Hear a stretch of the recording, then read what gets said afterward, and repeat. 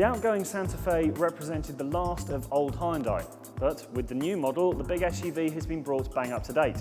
Now, Santa Fe always used to represent good value for money, however now Hyundai has added a load more kit and a lot more visual appeal. Let's see if the What Car Reader test team agrees with those claims.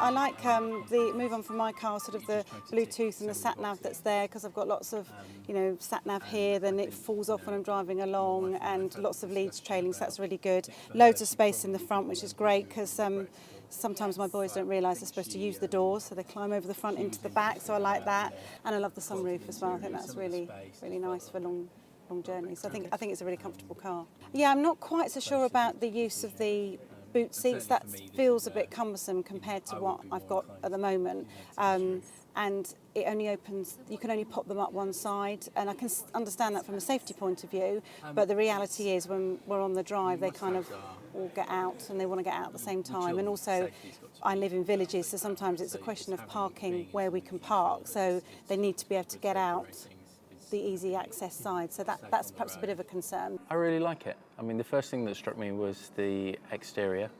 It had been, I think, quite dramatically improved, the styling. Thought it was a lot more contemporary, lines straighter, and I personally found it really appealing.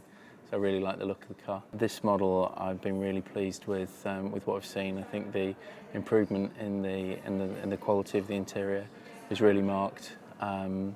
You feel like you're inside, a quality vehicle, and something that is certainly competitive with some of the German, slightly more traditionally more prestigious marques. The instrumentation is quite vibrant, quite contemporary. It's not garish. It's still it aids navigation, makes the instruments quite easy to find. Well, I really like the look of it. I think it looks stylish and quite premium, and the features at the front are fantastic, especially the parking and the sunroof. But one feature that was explained was a safety feature where only one side of the car is designed for access, which I suppose from a safety point of view is quite good. But again, when you've got three teenagers wanting to get out quickly and they've all got to climb out one side, that's not great for me. I like the dashboard and stuff, it's all very clear. Particularly like the seating, because not being the tallest person in the world, I find I can actually get a good seating position without having my knees up against the cowling here. So it's great, you can get a really good seating position, it's good visibility. Even the pillars don't obstruct your view, so that's good. Because I'm always sitting in the back.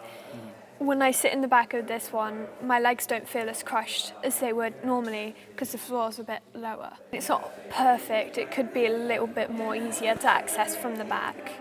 I found it quite difficult because I'm not very strong there's a lever here to pull the chair forward from in the back. Let's get someone else to do it for me. It's not brilliant if you're sat in the back on your own and you can't get out. Very nicely designed, very pretty for a soft-roader. It isn't an off-roader though, it's definitely a soft-roader for on-road. Having had a look underneath, I'd be concerned taking it off-road with the amount of plastic. Maybe it's something Hyundai could do with their accessories list with an aluminium bash plate for the front. What is very good though is the way the middle row does fold and move forward. They've put the runners on it, rather like you used to get in two-door cars where the front seat slides forward. Mechanism's a bit fiddly, but I suspect if you owned it, after a couple of goes, it'd be second nature to use. It will hinge on how it drives. When it's on the road in October, we'll definitely go and give it a test drive. Now, apart from a couple of niggles with some of the seat folding mechanisms, the Santa Fe's gone down really well with our readers today. It starts at just over £25,000 and goes on sale in October this year. But we'll be getting a chance to drive it in the next week or so keep an eye on whatcar.com for our first impressions.